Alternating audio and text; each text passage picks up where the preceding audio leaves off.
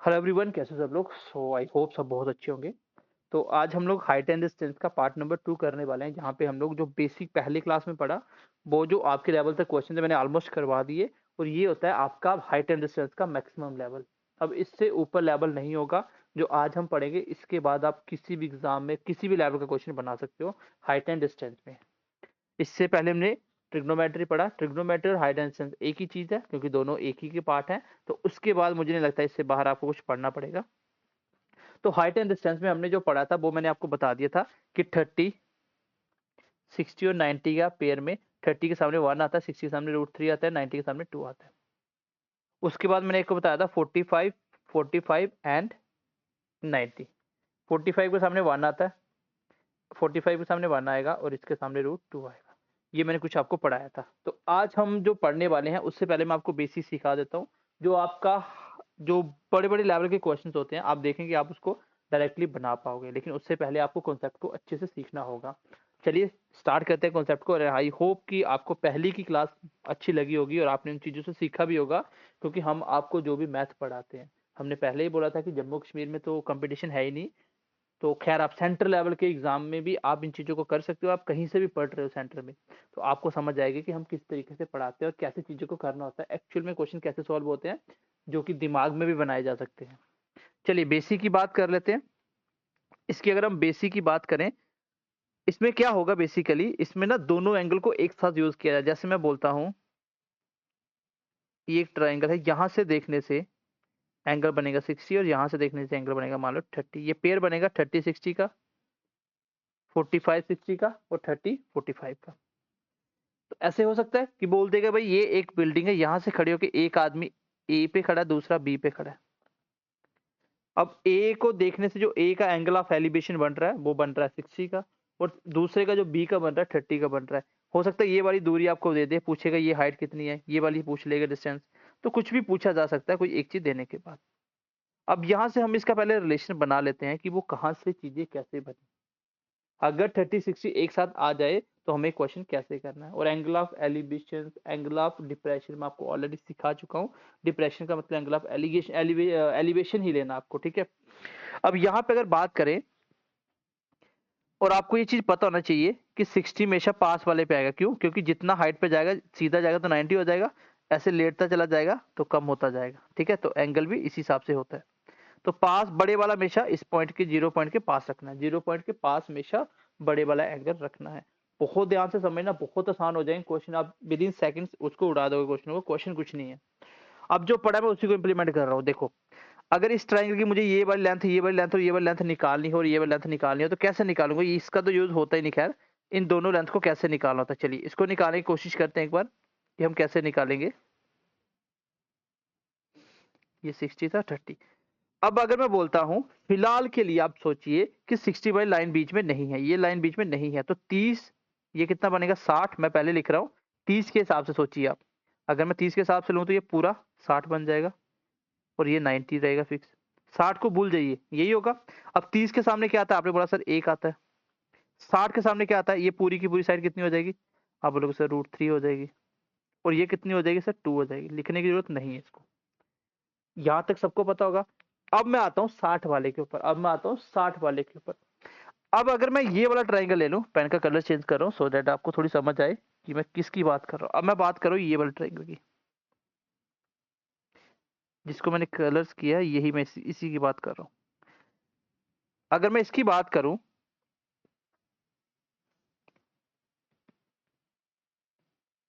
तो इसमें मुझे आप बताइए,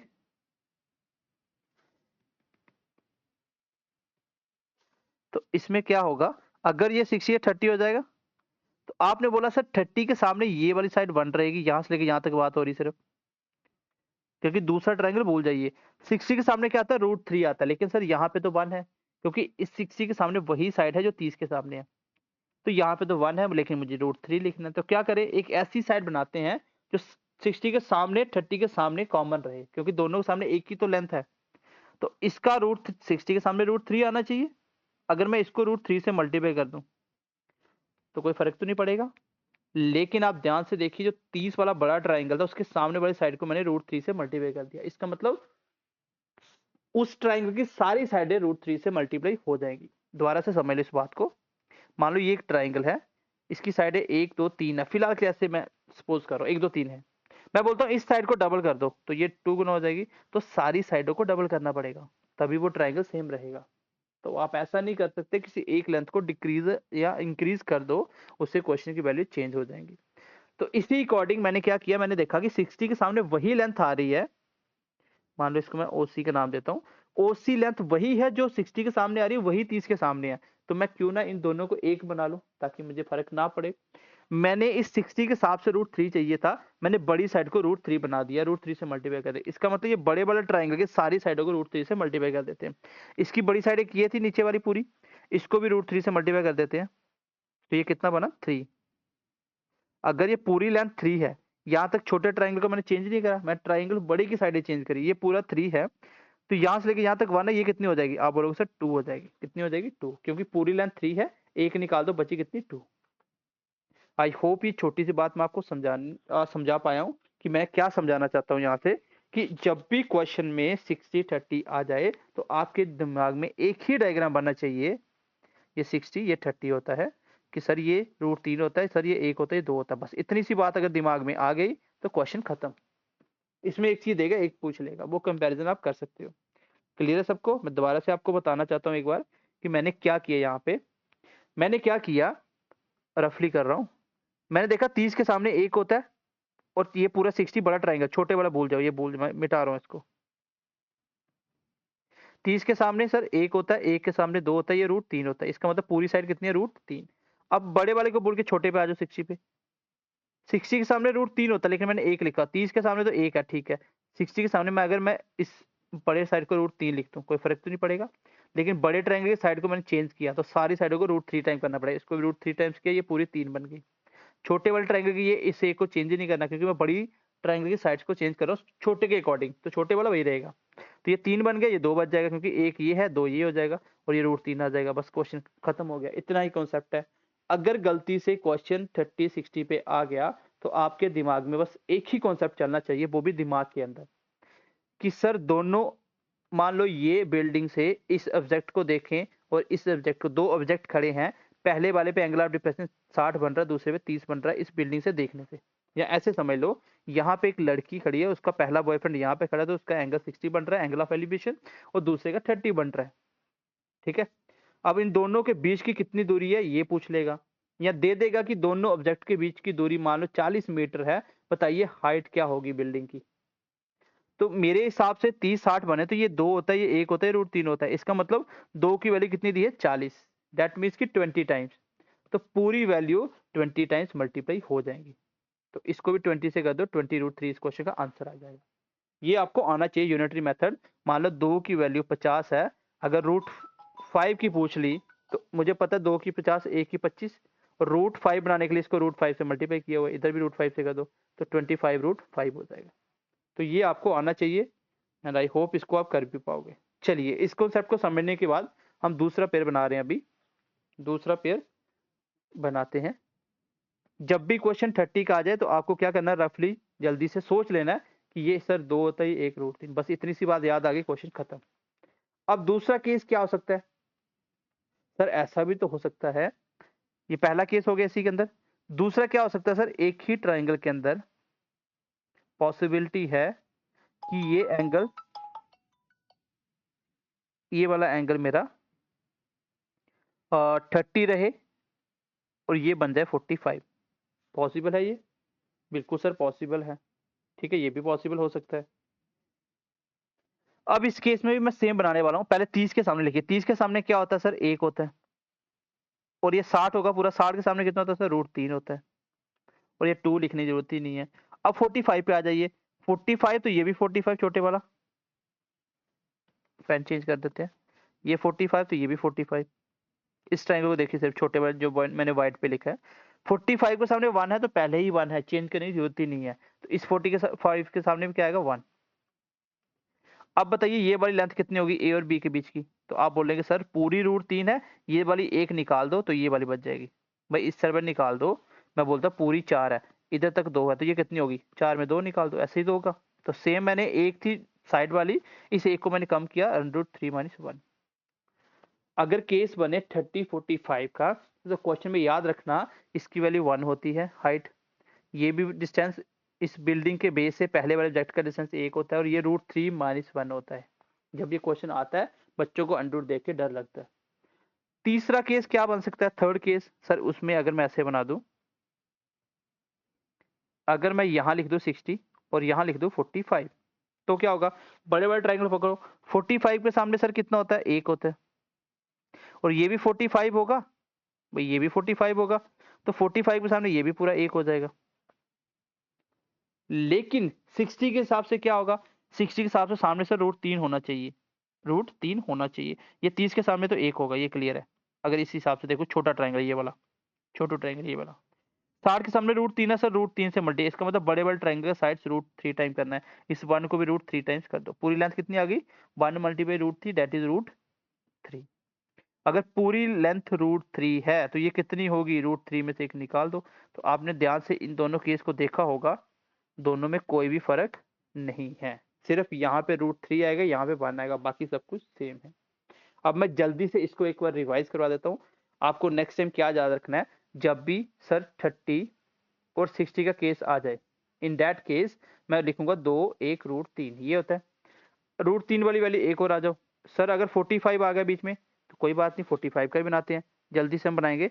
45 अगर यहाँ पे 60 लेते हैं, क्योंकि बड़ा एंगल हमेशा यहाँ पे होता है, तो ये 45 के सामने 1, लेकिन 60 की वजह से √3 हो जाता है, बाकी ये 1 ही रहेगा, ये √3 - 1 रहेगा, ये वाला सब्जेक्ट। अगर ऐसा केस बन गया, 45 यहाँ पे आ गए, 30 आ गया, तो ये 1 हो जाता है, ये 1 है, ये √3 - 1 होता है, बस यहाँ पे चेंज होगा और कोई चेंजेस नहीं है। अब इसको मैं क्वेश्चन के थ्रू आपको प्रैक्टिस कराऊंगा, और आपको बार बार लिखने के बाद अपने आप प्रैक्टिस हो जाएगी। जब आप इसको 4 5 बार लिखोगे आपको याद हो जाएगी। 30 60 का केस, 30 45 का केस और 45 60 का केस आपको बिल्कुल बाय हार्ट से याद हो जाएगा। इन दोनों केस में कोई फर्क नहीं है, बस यहाँ पे √3 यहाँ पे √1 है। वो कैसे पता चलेगा, 30 के सामने भी एक आता, 45 के सामने एक आता, समझ जाओ 1 ही है, बाकी कोई इशू नहीं है। बढ़े आगे, चलिए अब हम बढ़ते हैं क्वेश्चनों की तरफ। जहां पे ये क्वेश्चन आएगा मैं वहीं पे आपको रिवाइज करवा दूंगा। क्वेश्चन नंबर फर्स्ट देखिए, क्वेश्चन नंबर फर्स्ट,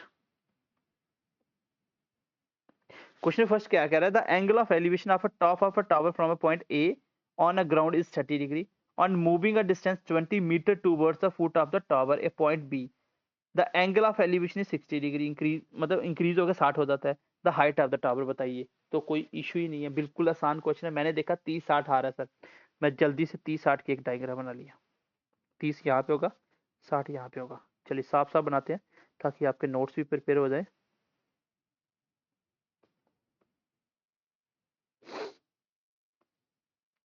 ये देखिए 30,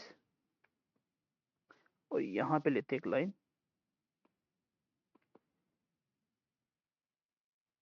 ठीक है।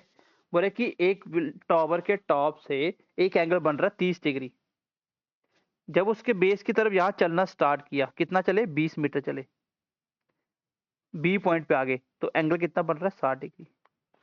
बताइए, वही क्वेश्चन बोला 30 60 का केस। आप जल्दी से दिमाग में सोचिए, सर 30 60 में तो यहाँ 2 होता है, यहाँ एक, यहाँ √3 होता है, इसका मतलब 2 की वैल्यू दी हुई है, दोनों ऑब्जेक्ट के बीच की दूरी कितनी है, मेरे हिसाब से 2, क्वेश्चन में कितनी है, 20।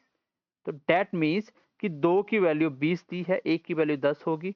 पूछा क्या है मुझे, हाइट, तो हाइट कितनी होती है, √3 होता है, तो √3 को 10 से करोगे तो 10 √3 मेरे क्वेश्चन का आंसर होगा। इस क्वेश्चन को आप बिना पेन लगाए निकाल सकते थे, without using pen you can solve this particular question, because मैं आपको सब कुछ सिखा चुका हूँ, बस कॉन्सेप्ट आना चाहिए। इस क्वेश्चन को मुझे पेपर में करना होता, मैं देख लेता कि 20 मीटर चला है तो एंगल चेंज हुआ है, डेट मीन्स कि दोनों के बीच की दूरी है, मैं सीधा बोलूंगा सर 20 मीटर मेरे हिसाब से वो 2 होता है, और हाइट √3 होती है, बात खत्म। कितना होगा, 10 √3। ये क्वेश्चन था 2 सेकंड का, और मैं थोड़ा सा और प्रैक्टिस करता तो मैं इसको लिखता ही नहीं, मैं देखता 2 की वैल्यू 20, एक की वैल्यू 10, √3 की वैल्यू 10 √3, आंसर आ गया। क्लियर है सबको। चलिए क्वेश्चन नंबर सेकंड की तरफ बढ़ते हैं। क्वेश्चन नंबर 2 देखिए, from the top of a tower the angle of depression of two objects on a ground on the same side of the of it are observed to be 60 and 30 degree respectively। दोनों object के बीच की दूरी 400 √3 है, तो बताइए height of the tower क्या है। As it is ditto question है। क्वेश्चन कहाँ आया था, एसएससी सीजीएल टायर 2 2019 के अंदर, तो अच्छा क्वेश्चन है, टायर 2 में आया हुआ क्वेश्चन है। देखिए इसको अच्छे से हम डायग्राम बना लेते हैं। 30-60 में तो एक ही केस बनता है सर, अभी हमने पढ़ लिया कि अगर यहाँ 30 हो और यहाँ 60 हो तो ये 2 होता है, ये 1 होता है, ये दोनों ऑब्जेक्ट के बीच की दूरी होती है 2, और ये √3 होता है। ठीक है, ये ए और बी मान लो। अब दोनों के बीच की दूरी कितनी दी है उसने, 400√3। तो मेरे हिसाब से वो 2 होती है। क्वेश्चन में क्या पूछा, हाइट। क्वेश्चन खत्म हो गया, ये कट गया 200 के साथ, और 3 मल्टीप्लाई √3, √3 का स्क्वायर हो गया, स्क्वायर कैंसिल तो 3 आ गया, 3 मल्टीप्लाई 200 कितना होता है, 600। मेरे क्वेश्चन का आंसर होगा ऑप्शन नंबर सी। तो सिंपल क्वेश्चन है, पेपर में बैठे हो जैसे 30-60 देख लिया, दोनों ऑब्जेक्ट की दूरी कितनी है, 400√3। आपके हिसाब से वो कितनी होती है सर, 2 होती है, आपको पूछा √3 की वैल्यू, तो 600 आंसर आ जाएगा। तो यही होता है जब आप प्रैक्टिस करते हो, जब आपका कॉन्सेप्ट बहुत अच्छा होता है, आपके दिमाग में जो चीजें चलती हैं वही पेपर में होती हैं। तो प्रैक्टिस करनी पड़ेगी आपको साथ साथ। अगर कुछ नहीं समझ आता तो मुझे कमेंट सेक्शन में कमेंट करिए, मैं नेक्स्ट क्लास में इसको ऐड ऑन कर दूंगा। चलिए अगला क्वेश्चन देखिए, क्वेश्चन नंबर 3 देखते हैं। क्वेश्चन नंबर 3 क्या बोल रहा है, the angle of the elevation of the tower from a point. देखो एंगल ऑफ पीछे क्या था, डिप्रेशन था, डिप्रेशन का मतलब एंगल ऑफ एलिवेशन ही होता है, क्योंकि अगर इस पॉइंट से अगर आप ऐसे पॉइंट लेते हैं, मैं पहले भी समझा चुका हूँ, अगर ये 60 वो एलिवेशन दिखाना चाहता है तो इसको ऐसे बोलेगा एंगल ऑफ डिप्रेशन 60 है। तो एंगल ऑफ डिप्रेशन मतलब ये वाला एंगल। तो आपको पता है दो पैरेलल लाइन ऐसे कटेगी, ये वाला एंगल हमेशा बराबर होता है। तो angle of depression he angle of elevation होता है, आपको डरना नहीं है, तो वही लेना जो आपने पढ़ा हुआ है। चलिए अगला क्वेश्चन देखिए, क्वेश्चन नंबर 3। इसमें भी सेम है, 30 है एक एंगल और दूसरा 60 हो जाता है इंक्रीज होके, जब वो कितना चलता है, डिस्टेंस 46 मीटर चलता है। तो क्वेश्चन मैं डायरेक्ट कर दूं इस क्वेश्चन को, 30-60 का केस है। सर मेरे हिसाब से 46 चला है, लेकिन क्वेश्चन के हिसाब से 46 है, मेरे हिसाब से वो 2 होता है अगर 30-60 का केस बने तो। पूछा क्या है, हाइट ऑफ द टावर। तो सेम 3 क्वेश्चन थे जो हमने बहुत अच्छे तरीके से कर दिए, 23√3। तो ये ऑप्शन आंसर होगा। तो देखो कितने बड़े बड़े क्वेश्चन हम लोग डायरेक्टली निकाल पा रहे हैं, क्यों, क्योंकि हमने इन चीजों को कॉन्सेप्ट को दिमाग में बैठाया है, हमने केस देख लिए कि यही तो केस बनते हैं। मैथमेटिक्स यही होता है, it's all about the practice. एक चीज का एनालिस करिए, अच्छे से एनालिस करने के बाद उस चीज को बनाइए कि इस बेस में जब भी क्वेश्चन आएगा मैं ऐसे ही करूंगा। तो टाइप होते कितने हैं पूरे मैथ में, एक चैप्टर में 4 से 5 ही टाइप होते हैं। अगर इतने आप कर लेते हो तो मुझे नहीं लगता कि उससे बाहर आपको पढ़ना पड़ता है। लेकिन बच्चों की सबसे बड़ी गलती क्या होती है, बच्चे जाते हैं क्वेश्चन के पीछे, सर ये क्वेश्चन नहीं हो रहा, वो क्वेश्चन नहीं हो रहा। पहले कॉन्सेप्ट सीख जाइए, सारे की सारे क्वेश्चन अपने आप हो जाएंगे, क्योंकि कॉन्सेप्ट तो एक ही होता है, क्वेश्चन अपने आप समझ जाएंगे। आप क्वेश्चन के पीछे भागते हो, कॉन्सेप्ट आपको आता ही नहीं है, तो दिक्कत हो जाती है। चलिए अगला क्वेश्चन देखिए, क्वेश्चन नंबर 5 देखिए, from a point located on a bridge across a river, the angle of depression of the banks on the opposite sides of the river is 30° and 45° respectively. If the height of the bridge is 15 meter, then find the width of the river. चलिए question बोल रहा है कि एक point locate किया गया bridge के ऊपर से, the angle of depression of the banks, banks मतलब जो किनारा होता है, on the opposite side of the river. Opposite side है मतलब मान लो बीच में एक ब्रिज है, इसके अपोजिट साइड में, एक साइड आप क्या मान लो, एक साइड 30 बना लो, एक साइड 45 बना लो, एक साइड 30 बना लो, एक साइड 45 बना लो, यही बोला हुआ है 30-45। If the height of the bridge is 15 metre, ये अगर 15 मीटर है तो बताइए रिवर की चौड़ाई कितनी होगी। तो रिवर की चौड़ाई कितनी होगी ये आपको निकालना। ब्रिज के सेंटर, ये मान लो पुल जा रहा है, ये पुल जा रहा है आपका, ये वाला पुल है आपका, और पुल के देख के दोनों किनारे को देखा गया। अब ब्रिज की चौड़ाई यही होगी बीच में जो है,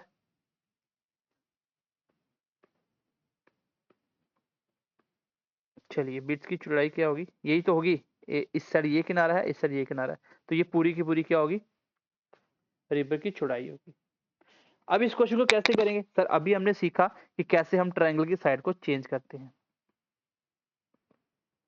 चलिए इसको बनाते हैं क्वेश्चन को, अच्छा क्वेश्चन है वैसे ये क्वेश्चन अगर आप फर्स्ट टाइम देखोगे ना, टफ नहीं है, कॉन्सेप्ट वही जो मैंने आपको तीनों बना के बताए थे। अब आप देखिए 45 का एंगल है, ये बीच में कितना 15 मीटर है, ये कितना 15 मीटर। तो नदी की चौड़ाई यही है पूरी डिटो। अब मैं बोलता हूँ कि पहले छोटे बड़े ट्रायंगल बच्चे 30 वाला पकड़िए। चलिए मैं इसको नाम दे रहा हूँ, मान लो ये है आपका ए, ये है बी, ये है सी और ये है ओ पॉइंट। अगर ट्रायंगल की बात करें ओ ए बी की, तो सर 30 के सामने एक होता है, ये 60 होगा, फिर ये तो 90 फिक्स है क्योंकि परपेंडिकुलर ही होता है जो भी बीच में ब्रिज सेंटर से देख रहा है। तो ये 60 के सामने कितना होगा, √3 होगा। यहाँ तक हो गया। अब इस 45 के हिसाब से ये वाला ट्रायंगल साइड देखिए, ये वाले सामने 45 के सामने एक ही होता है, तो ये भी 45 के सामने एक होगा। अब इस दोनों साइड एक ही कॉमन लाइन है, तो दोनों एक एक है, इसका मतलब कोई इश्यू नहीं है, मैं एक ही रहने देता हूँ, चेंज करने की जरूरत नहीं है। क्लियर है? तो इसी हिसाब से आप देखिए इसकी लेंथ कितनी होगी, √3+1, पूरी कितनी होगी, √3+1। अब क्वेश्चन के अकॉर्डिंग देखिए, मेरे हिसाब से जो यहाँ से लेके बेस से हाइट थी वो एक आ रही, जिसको मैं एक मान रहा हूँ, साइड वो कितनी है, 15। इसका मतलब एक की वैल्यू कितनी है, 15 मीटर। आपको कितनी निकालनी है, पूरी ये वाली चौड़ाई। तो आपको इस एक को बनाना है, √3+1 से मल्टीप्लाई कर दो, तो इसको भी √3+1 से कर दो। यही मेरे क्वेश्चन का आंसर है, यही मेरे क्वेश्चन का आंसर है। क्योंकि एक की वैल्यू 15 थी और इसकी पूरे की निकालनी थी, तो एक की √3+1 बनाने के लिए उसी से इसको मल्टीप्लाई कर दो। ये बेसिक कॉन्सेप्ट हैं, आपको आने चाहिए, नहीं आते तो आपको मैथ पढ़ने का कोई हक नहीं है। क्योंकि यूनिटरी मेथड में आपको उस दिन सिखाना शुरू किया था जब आपको मैंने मैथ की ABC सिखाई थी, इसलिए आपको यूनिटरी मेथड अभी भी नहीं आता कि इतने की वैल्यू इतनी है वो निकालो, तो आप मैथ नहीं पढ़ सकते। ठीक है, मैंने ये आपको बेसिक से समझाई हुई चीजें सारी, एक बार कोर्स पढ़िए आप, हमारा जो आपने पढ़ा हो बच्चे उनको पता होगा कि कितने बेसिक से हमने प्लस माइनस मल्टीप्लाई से चीजें स्टार्ट की थी। एक हफ्ता लगाते हैं हम लोग बिल्कुल बच्चों को ABC सिखाने में मैथ की, तो भी नहीं कर पाओगे तो फिर मैथ कभी आएगा ही नहीं आपको, क्योंकि बिल्कुल बेसिक चीजें प्रैक्टिस की कमी होती है खाली। अगला क्वेश्चन आप मुझे करके खुद बताओगे, सेम क्वेश्चन है, अपोजिट साइड ऑफ बैंक 60 और 30, 60 when a retired 60 metre up bank can find at the angle of 30 the breadth of the river. तो ये क्वेश्चन देखो, करवा देता हूँ मैं आपको। ठीक है, क्वेश्चन बोल रहे कि एक आदमी रिवर के किनारे पे खड़ा है और वो ऑब्जर्व करता है कि वो एंगल ट्रीज की अपोजिट साइड पे कितना बना है, 60 डिग्री। मान लो ये ट्री है, ये बीच में रिवर के इधर खड़ा आदमी, ये आपका ट्री है। आदमी ने यहां से ऑब्जर्व किया कि एंगल आप क्या बन रहा है, वो एलिवेशन 60 बन रहा है। इस ट्री, ये नदी है बीच में, ये सारी क्या है, आपकी रिवर है। अब बोल रहा है कि when a retire 36 metre from the bank he finds that, मतलब अगर वो अपने आप को पीछे ले जाता है तो वो इस साइड चलता है कितना, 36 मीटर। यहां से जब वो देखता है तो एंगल कितना बन रहा है, 30 डिग्री। तो बताओ 30-60 का केस बना। सर 30-60 में ये 2 होता है, ये 1 होता है, ये √3 होता है, ये तो क्लियर हो गया। 2 की वैल्यू कितनी दी है, 36, कितनी दी है, 36। आपको क्या पूछा, ये वाली चीज पूछिए, 1 की वैल्यू निकालनी है आपको। ये है रिवर, इसकी लेंथ कितनी है, 1। आंसर कितना है, 18 मीटर। केस वही था, अगर मैं पेपर में बैठा होता मैं सीधा देखता, क्वेश्चन पढ़ता, मेरे को समझ आ गया था कि 36 मीटर वो पीछे गया है, तो इसका मतलब 2 की वैल्यू 36 है, तो 1 की वैल्यू 18 आ गई, और 1 की तो निकालनी, इस साइड 1 ही होता है, ये 2 होता है। ऑब्जेक्ट के बीच की दूरी 2 और ऑब्जेक्ट से इस पॉइंट की दूरी 1, तो 2 की वैल्यू 36, 1 की वैल्यू 18, आंसर आ गया। तो मैं इसको बिना डायग्राम बना सकता था। जिस बच्चे ने पहली क्लास ढंग से देखी होगी उसको चीजें बहुत अच्छी समझ आ रही होगी, उसको समझ आ रहा होगा कि इतने बड़े बड़े क्वेश्चन में सीधे विद इन सेकंडों में उड़ा सकता हूँ, without using any diagram, without using any pen, में डायरेक्टली बना सकता हूँ। बस आपको इसकी जो लैंग्वेज दी होती है उसी को समझना होता है। आगे बढ़े, चलिए क्वेश्चन नंबर नेक्स्ट देखते हैं। चलिए क्वेश्चन नंबर ये देखिए, क्वेश्चन नंबर 7। एक बड़ा ट्री है, ठीक है, वर्टिकली वो स्टैंड है रिवर के ऊपर, from a point on the another bank directly opposite to the tree, उसके दूसरी साइड, जो दूसरे किनारे पे, एक किनारे पे ट्री है, दूसरे किनारे पे देखे तो एंगल ऑफ एलिवेशन बन रहा है 60 का। 30 मीटर अगर behind this point on the same bank, उसी साइड से वो थोड़ा 30 मीटर पीछे चला जाए तो एंगल ऑफ एलिवेशन 30 हो जाता है। बताइए हाइट ऑफ द ट्री क्या होगी, ये आप मुझे करके बताओगे। 30-60 का केस है, सेम पीछे वाला क्वेश्चन है। क्वेश्चन नंबर नेक्स्ट देखिए, question number 8। From a point exactly midway between the foot of the two towers P and Q, ये अच्छा क्वेश्चन है। The angles of elevation of the tops are the 30 degree and 60 degree respectively, the ratio of the height of the P and Q बताइए। तो question कहाँ देखो, CGL type 2 में आता। बोले कि एक मिड में पॉइंट है पूरा, उसके ऑपोजिट साइड में 2 पोल हैं, एक पोल ये है, एक पोल ये है। इसको मान लो P, इसको मान लो Q।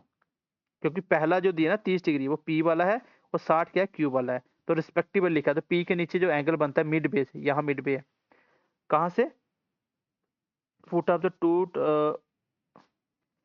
From the point exactly midway between the foot of the two towers, इस टावर के मिड बे में एक सेंटर में पॉइंट है बिल्कुल, ठीक है। और the angle of elevation of the tops, उसके टॉप से जो एंगल बन रहा है, इसका एलिवेशन जो एंगल बन रहा है P वाले से बन रहा है 30 का, और Q वाले से बन रहा है 60 का, ये बोला है क्वेश्चन में। तो बताओ पी और क्यू, जो पी क्यू जो टावर, ये वाले टावर की और ये वाले टावर की हाइट का रेशियो क्या है, ये मुझे बताना है। तो कैसे निकलेगा, बिल्कुल वैसे जैसे हम करते आ रहे हैं। सर ये मिड में है, 30 के सामने 1 होता है और ये 60 है, 60 के सामने √3 होगा। यहाँ तक क्लियर है सबको। लेकिन अगर मैं इस साइड चलूं, 30 यहाँ पे आएगा, 30 के सामने यहाँ पे 1 होगा और 60 के सामने √3 यहाँ चला जाएगा। लेकिन सर क्वेश्चन में ये बात बोली गई है कि ये बिल्कुल मिडल में पॉइंट है। अगर मिडल में है तो ये दूरी दोनों इक्वल होनी चाहिए, बताइए भाई, दोनों दूरी इक्वल होनी चाहिए क्योंकि मिड में है। अगर इक्वल है तो इसको भी मैं √3 बना देता हूँ, या इसको 1 बना दो। इसको √3 बनाना ज्यादा आसान है। इसको √3 बनाने के लिए √3 से मल्टीप्लाई कर दो, तो ये बन गई √3। सारी साइडों के इसके ट्रायंगल √3 से मल्टीप्लाई करनी पड़ेगी क्योंकि ये क्यूब वाला ट्रायंगल को मैंने √3 से मल्टीप्लाई किया है। क्लियर है सबको। अब अगर मैंने इसको √3 से मल्टीप्लाई किया तो ये कितना बन गया, 3। ये कितना, 1। आप बताइए पी वाले पोल की क्यूब से रेशियो क्या है। आप बोलोगे सर 1:3, 1:3, क्योंकि कितनी आई लेंथ, 3। तो आपको ट्राइंगल की साइड चेंज करना आनी चाहिए कि अगर मुझे 1 को 3 बनाना है तो 3 से मल्टीप्लाई करनी पड़ती है। उस ट्राइंगल की सारी साइडों को √3 से मल्टीप्लाई करना पड़ेगा क्योंकि एक साइड को चेंज करोगे सबको करना पड़ेगा। क्लियर है सबको। चलिए आगे बढ़ते हैं क्वेश्चन नंबर नेक्स्ट की तरफ। आई होप सबको समझ आ रहा होगा क्योंकि ये इतना आसान चीज नहीं है। अगर आपके बेसिक कॉन्सेप्ट नहीं है तो आप नहीं समझ सकते। मैंने हाइट एंड डिस्टेंस की जो क्लास नंबर फर्स्ट ली थी वो आना चाहिए, और आज की क्लास में जो एक्स्ट्रा चीज सीखी वो आनी चाहिए कि अगर मैंने 1, 2, √3, अगर मैंने इसको √3 से मल्टीप्लाई किया तो इसकी सारी साइडें √3 से मल्टीप्लाई हो जाएंगी। इसी हिसाब से √3 को, इसको मैं 3 लिख पा रहा हूँ। कैसे, क्योंकि √3 से मल्टीप्लाई किया सबको। तो जिस भी से आप मल्टीप्लाई करोगे, जिस भी नंबर से, तो आपको ऐसे ही करना है। जैसे ये क्वेश्चन देखिए, बेसिक क्वेश्चन, ये आपको खुद करना चाहिए। वैसे कितने क्वेश्चन हो गए हमारे, क्वेश्चन हमारे हो गए, इससे पहले हमारे 8 क्वेश्चन हो गए ना। क्वेश्चन नंबर 9 करेंगे अभी हम, क्वेश्चन नंबर 9। ये बिल्कुल आसान क्वेश्चन है कि एक काइट उड़ाया जा रहा है, 70 मीटर की उसकी क्या है, हाइट है। तो मान लीजिए यहां से आप काइट उड़ा रहे हो, यहां से यहां तक, ये है आपका काइट। और ये हाइट कितनी है सर, 70 मीटर की। ये कितनी है सर, 70 मीटर की। और एंगल जो बन रहा है वो बन रहा है सर 30 डिग्री का। तो बताइए कि जो स्ट्रिंग, जो धागे की लंबाई है वो कितनी है। ये बच्चों वाला क्वेश्चन था। ये 30 है, 30 के सामने सर 1 होता है, और ये 60 होगा, 60 के सामने √3 होता है, और ये 90 के सामने 2 होता है। दैट मीन्स कि 1 की वैल्यू 70 है, 2 की वैल्यू पूछी है। भाई 1 की वैल्यू 70 है, 2 की आपको बनानी है, दैट इज 140। बेसिक क्वेश्चन था बच्चों वाला। अगला क्वेश्चन देखिए, लेंथ ऑफ द शेडो है, केस दो वही है, 3 जो मैंने आपको पढ़ा दिए। दो अगर एंगल एक साथ आएंगे तो बोले कि एक शेडो की जो वर्टिकली टावर है, ये एक टावर है वर्टिकली, इसकी शेडो की जो लेंथ है वो नहीं मुझे पता, लेकिन एंगल बन रहा है पहले 45 का। अगर मैं वहां पे इस शेडो से थोड़ा सा अल्टीट्यूड चेंज कर दूं तो जो एंगल बन जाता है वो 30 का बनता है। लेकिन कब बनता है 30 का,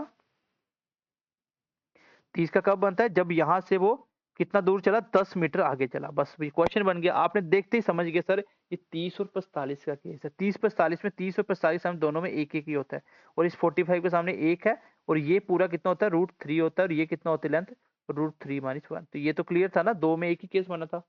इट मीन्स कि मेरी जो वैल्यू है वो 10 मीटर क्वेश्चन में दी है, बट अकॉर्डिंग टू मी वो √3-1 है। आपको क्या निकालना है, हाइट निकालनी है, हाइट एक ही होती है। अब अकॉर्डिंग टू ऑप्शन चलेंगे तो ये आपको देखो ध्यान से, नीचे अंडररूट खत्म करने के लिए आप क्या कर सकते हो, आप रेशनलाइजिंग कर सकते हो, प्लस वाले से मल्टीप्लाई कर दो, √3+1। जैसे मैंने किया, ऊपर बन गया 10 मल्टीप्लाई √3+1 को मैंने एज इट इज रहने दिया, नीचे बना a minus b, a plus b, a का स्क्वायर माइनस b का स्क्वायर, a का स्क्वायर, √3 कट गया, 3 बच गया, 3 में से 1 निकाल दो, दैट इज 2, 2 पूरा कट गया, ऊपर बच गया 5 √3+1। तो ये बेसिक कैलकुलेशन है, ये आनी चाहिए आपको, कुछ है ही नहीं इसमें करने वाला, कॉन्सेप्ट मैं आपको सिखा चुका हूँ। तो कौन सा ऑप्शन होगा, ऑप्शन नंबर डी मेरे क्वेश्चन का आंसर। कहाँ आया था ये, सीजीएल टायर 2 में आया था ये, 2020 के अंदर। तो क्वेश्चन क्या कह रहा है, देखिए क्वेश्चन नंबर नेक्स्ट क्या कह रहा है। क्वेश्चन नंबर कितने हो गए हमारे, 9, 10, क्वेश्चन नंबर 11 है ना। क्वेश्चन नंबर 11 क्या बोला कि एक आदमी खड़ा है रिवर के किनारे, वो ऑब्जर्व करता है कि angle of elevation from the top of the just is opposite bank is 60 degree, but angle of elevation 30 degree. Find which point is the distance of 20 root 3 it fit away from the bank then the height of the tree। तो आसान question है, आप करने आना चाहिए वैसे। एक आदमी रिवर के किनारे खड़ा है, वो एंगल ऑफ एलिवेशन ट्री के साथ बना रहा है, वो कितना अपोजिट बैंक पे 60 डिग्री का। यहाँ पे ट्री है, ये बीच में क्या है, नदी है, और यहाँ पे खड़ा था, तो यहाँ से एंगल जो बन रहा था वो कितना बना रहा था, 60 डिग्री। ठीक है, कितना बना रहा था, ये वाला जो एंगल बन रहा था 60 डिग्री था। फिर आगे बोल रहा है but the angle of elevation 30 हो जाता है from the point which is at the distance of 20 root 3 it away from the bank. वो इस किनारे से कितना दूर चला जाता है, 20 रूट 3 दूर चला जाता है, तब एंगल ऑफ एलिवेशन कितना बन जाता है, 30 का। बस हो गया सर, 30-60 का केस है, ये 2 की वैल्यू होती है, ये 1 होता है, ये रूट 3 होता है। डेट मीन्स की 20 रूट 3 मेरे 2 की वैल्यू है। आपको क्या पूछा है, हाइट पूछी है, तो रूट 3 से मल्टीप्लाई कर दो, आंसर कितना आ गया, 10 मल्टीप्लाई 3 डेट इज 30 फीट की हाइट होगी, क्योंकि रूट 3 मल्टीप्लाई रूट 3 3 होता है, तो ऑप्शन नंबर सी आंसर होगा। तो बेसिक बेसिक क्वेश्चन है, कुछ है ही नहीं करने वाला। अब मैं कुछ क्वेश्चन करूंगा, कुछ आपको करने के लिए दूंगा, देखते हैं। 6 क्वेश्चन बचे हैं, 2-4 करेंगे खाली। हाँ, ये क्वेश्चन मैं कर देता हूँ, चलिए ये क्वेश्चन मैं कर देता हूँ। क्वेश्चन क्या बोल रहा है, एक एरोप्लेन उड़ता हुआ जा रहा है जिसकी हाइट कितनी है, 2427 from the ground passes vertically above another aeroplane.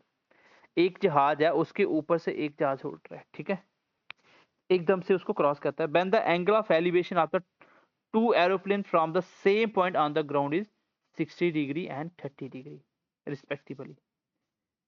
चलिए इसको बनाते हैं। ये एक प्लेन मान लो यहाँ से इसने इसको क्रॉस किया, ये ग्राउंड है, पहले वाले का एंगल और ये दूसरे वाले का एंगल सेम, तो बड़ा कौन सा होगा, यही बड़ा होगा स्टेट में, ये थोड़ा लेटा हुआ है, ये थोड़ा कम हो जाएगा। ठीक है, ये कम होगा, ये ऊपर वाला ज्यादा है, क्योंकि ऊपर वाला एंगल जो होता है वो स्ट्रेट जा रहा है, नीचे वाला एंगल ऐसे लेटा हुआ है, तो ये कम ही होगा ऊपर वाले से। ठीक है, ऊपर वाला ज्यादा होगा, तो ऊपर वाला मैं कितना, चलो एंगल थोड़ा सा बड़ा बनाते हैं, हम भी ट्राइंगल बड़ा बनाते हैं। मान लीजिए एक जहाँ ये है, दूसरा ये है, एक ने ऊपर एक दूसरे को क्रॉस किया, एक सेम पॉइंट है, एक का एंगल ये वाला है, दूसरे का एंगल ये वाला है, बड़े वाला ये वाला होगा, ठीक है, ग्राउंड से पूरा ये वाला पूरा, और छोटा ये होगा। छोटे वाला कितना बना रहा है, 30, बड़े वाला पूरा कितना बना रहा है, 60। क्लियर है सबको। The vertical distance between the aeroplane at the instant, जो वर्टिकली डिस्टेंस है दोनों एरोप्लेन के, ये वाला कितना है, क्योंकि जो एरोप्लेन है वो कितनी हाइट पे उड़ रहा है, इतनी से, from the ground passes vertically above the another plane. ये हाइट पूरी दी हुई है कितनी, 2427, और दोनों के बीच की ये दूरी निकालनी है। केस तो ये 30-60 का है, लेकिन आप क्वेश्चन कैसे करोगे, क्वेश्चन अच्छा है ये, 30-60 के हिसाब से बस कुछ नहीं, ट्राइंगल की साइड चेंज करनी है। एक जहाज से ऊपर से एक जहाज निकल गया, जो ऊपर वाला निकल गया उसकी हाइट दी हुई है मुझे, और दोनों के बीच की दूरी पूछी हुई है। चलिए ट्राई करते हैं। मेरे हिसाब से 30 के सामने क्या होता है सर, 1 होता है, और ये 60 होगा, 60 के सामने रूट 3 हो गया, ठीक है, बेस सेम है। दूसरा 60 के सामने पूरी हाइट रूट 3 होती है, 30 के सामने पूरा 1 होता है। मानते हो ये चीज भाई, इस अगर ये पूरा 60 है, 30 होगा, तो 30 के सामने 1 होगा, इसका मतलब ये वाली साइड तो सेम है ना, इसके दोनों के सामने एक ही चीज आनी चाहिए। ये तो 1 आ गया, ये रूट 3 आ गया, तो क्या करें सर, इन दोनों साइड को एक बनाने के लिए बड़े वाले ट्राइंगल की साइड को रूट 3 से मल्टीप्लाई कर दो। ये बड़े बड़े वाले के, क्योंकि ये रूट 3 किसके हिसाब से आया, रूट 3 आया मेरा किसके हिसाब से, 60 के हिसाब से, इसका मतलब 60 वाले की साइड चेंज करनी है। ठीक है, 60 वाले की साइड चेंज करते हैं। 30 के सामने ये 1 था, 60 के सामने रूट 3 था, ओके था। अब मैंने बड़े वाले साइड को चेंज कर दिया, बड़े बड़े ट्राइंगल को चेंज किया मैंने 60 के हिसाब से, कितना, 30 के सामने 1 था, लेकिन 1 को रूट 3 बनाया, उसी हिसाब से बड़े वाले का 60 है, 60 के सामने पूरा कितना है, रूट 3 होता है, रूट 3 को भी रूट 3 से मल्टीप्लाई करना है। आई होप कि आप इसको नहीं समझ पाए होंगे, मैं दोबारा से बताता हूँ। अगर मैं आपको यहाँ से पूछूं, पहले मैंने छोटे वाले ट्राइंगल के साथ 30 के सामने 1 होता है, 60 के सामने रूट 3 होता है, यहाँ तक पूरा। अगर मैं बड़े ट्राइंगल को इसको पकड़ लूं, तो 60 के सामने रूट 3 होता है, इसका मतलब पूरी साइड कितनी है, रूट 3 है। 30 के सामने पूरी 1 होती है, ये सबको पता है। लेकिन ध्यान से देखो, ये नीचे वाली साइड है वो दोनों की कॉमन है, तो सेम कैसे बनाए सर, बड़े ट्राइंगल की साइड 1 आ रही है, उसको रूट 3 बनाए, तो इसको रूट 3 से मल्टीप्लाई कर दे, तो बड़े ट्राइंगल की बड़े ट्राइंगल की सारी साइड को रूट 3 से मल्टीप्लाई करना पड़ेगा, ये बड़े ट्राइंगल को, इसको भी रूट 3 से मल्टीप्लाई कर दो। ये कितना बन गया मेरा, 3 बन गया। बस मेरा क्वेश्चन खत्म हो गया। पूरी लेंथ अगर 3 है, पूरी लेंथ अगर 3 है, तो छोटे बड़े कितनी है सर, 1 है, ऊपर बड़ी कितनी होगी, क्योंकि पूरी लेंथ आई 3, ये छोटे वाले कितनी है 1, तो ये कितनी होगी फिर 2 हो जाएगी। तो यही तो निकालना था। 2427 3 की वैल्यू मुझे 2 की निकालनी है, क्योंकि पूरे की 3 है ना, 3 की, तो कितना आ जाएगा 8 3 24, 9 3 27, 9 दूनी 18 का 1 और 1 8 दिन 16, 1618 इस क्वेश्चन का आंसर आ जाएगा। ये मेरे क्वेश्चन का आंसर होगा। आई होप समझ पाए होंगे। इसमें कुछ नहीं है, ट्रायंगल की साइडें ही चेंज करनी होती हैं, और मैं आपको पहले ही सिखा चुका हूँ कि उस ट्रायंगल की साइडें सारी चेंज कर दीजिए अगर हमें कॉमन बनाना। जैसे नीचे बड़ी कॉमन साइड है ना, दोनों के सामने जो साइड आ रही है दोनों को एक बनाना होता है, और जितने से भी मल्टीप्लाई करो, और जिस ट्रायंगल की साइड चेंज हुई है वो सारी चेंज कर दो उसी हिसाब से √3 से। मैंने इस एक को क्यों नहीं चेंज किया, क्योंकि इसकी ट्रायंगल ये साइड चेंज हुई नहीं है, पूरी साइड चेंज हुई है, इसलिए √3 से पूरी वाली को मल्टीप्लाई किए हुए। अगला क्वेश्चन देखो, समझ आ गया तो ठीक है, नहीं आया तो छोड़ देना ये क्वेश्चन ऊपर वाला। अगला क्वेश्चन देखो, P और Q दो पॉइंट है ग्राउंड के either side of the pole and angle of the elevation of the top of the poles are observed as P is and Q is 60 and 30 degree respectively. Distance between them is 84√3। What is the height of the pole. तो बिल्कुल 30-60 का case है, either side मतलब किसी एक side पे है, तो मैं दोनों इसी साइड मान लेता हूँ। रिस्पेक्टिवली है, 60 वाला क्या है पहले वाले का, ये P मान लो ये Q मान लो, क्योंकि 60 यहाँ पे आएगा वो 30, बस हो गया क्वेश्चन। सर ये 2 होता है, ये 1 होता है, √3 होता है। क्वेश्चन के हिसाब से ये कितना है 84√3, मेरे हिसाब से कितना है 2, पूछा क्या हाइट √3, तो आंसर आ चुका है मेरा 4, तो 42 मल्टीप्लाई 3 कितना 126। ये मेरे क्वेश्चन का आंसर होगा, 126 होगा इस क्वेश्चन का आंसर। ठीक है, तो आई होप इसको कर पाओगे, 126 होगा, ऑप्शन गलत है इसके। आगे बढ़ते हैं, ये क्वेश्चन आया था, गलत आया था पेपर में। अगला क्वेश्चन देखिए, हाँ ये क्वेश्चन देखिए, इसमें आप देखोगे सर लेंथ तो दी नहीं है, लेकिन लेंथ दी हुई है, आपको समझना पड़ेगा। क्वेश्चन 30-60 का, मैं केस बना लेता हूँ कैसे है। बोले कि angle of elevation of the balloon from the 2 consecutive kilometre stones along with the along a road from 30 and 60 respectively, then the height of the balloon कितनी है। तो एक बैलून मान लो यहाँ पे आपका बैलून उड़ रहा है, ठीक है। उसके बाद बोल रहा है कि अगर वो कितना कंसेक्यूटिव किलोमीटर की दूरी से देखे एंगल बनाए, तो एक 60 बनता है, एक 30 बनता है। और मेरे हिसाब से 2 होता है सर, ये 1 होता है, √3 होता है। ये क्लियर है सबको। अब क्वेश्चन में देखो, उसने कोई वैल्यू गिवन नहीं दी, तो भी क्या पूछ लिया, हाइट पूछ ली, ये वाली क्या होगी। तो अगर मैं आपको पूछूं उसने क्या बोला है, आप बोलोगे सर उसने बोला है कंसेक्यूटिव किलोमीटर स्टोन। कंसेक्यूटिव का मतलब क्या होता है, एक के बाद एक, जैसे 25 किलोमीटर 26 किलोमीटर एक, फिर 27 किलोमीटर ऐसे। तो ये मुझे पूरा पता नहीं है, लेकिन ये वाली दूरी कितनी होगी कंसेक्यूटिव किलोमीटर। अगर मान लो यहाँ तक कितनी है 550 किलोमीटर, तो आगे कितनी हो जाएगी ये 560, 550 के बाद 551 हो जाएगी। 1 किलोमीटर कंसेक्यूटिव 1 किलोमीटर बढ़ना है ना, इसका मतलब ये वाली दूरी क्वेश्चन के अकॉर्डिंग कितनी है 1 किलोमीटर है। ये वाली क्वेश्चन के अकॉर्डिंग वो 1 किलोमीटर है, मेरी कितनी है वो 2 होती है सर। क्वेश्चन में 30-60 के हिसाब से पूछा क्या √3 की वैल्यू। ये था क्वेश्चन बेसिकली। कंसेक्यूटिव किलोमीटर का यही मतलब होता है ना, एक एक करके बढ़ता जाएगा। तो इसका मतलब इससे इस 1 किलोमीटर की दूरी तक वो कितना एंगल हो गया 30 हो गया। दैट मीन्स कि मेरी ये 1 किलोमीटर दी हुई है क्वेश्चन में। अब मेरा ये 2 होता है, इस हिसाब से √3 पूछा, क्वेश्चन खत्म हो गया, √3/2 आंसर आ जाएगा। क्वेश्चन सिंपल था बट थोड़ा सा लॉजिकल था। अगला क्वेश्चन आप करके बताओगे मुझे, ठीक है, सेम क्वेश्चन है, करके बताओगे। ये आगे मेरे लास्ट 2 क्वेश्चन, इसमें मैं देखता हूँ कुछ करवाने वाला है, नहीं तो आप खुद ही कर दोगे इसको। ये क्वेश्चन है कि एंगल ऑफ ये 60-30 का एंगल दिया हुआ है, then the distance between, then ये खुद कर लोगे, पहले भी हुआ आई थिंक क्वेश्चन। सीधा आंसर 2 की वाली ये दी हुई है, तो ये मैंने करवाया था 600 वाला, आई थिंक सेम ही क्वेश्चन आ गया।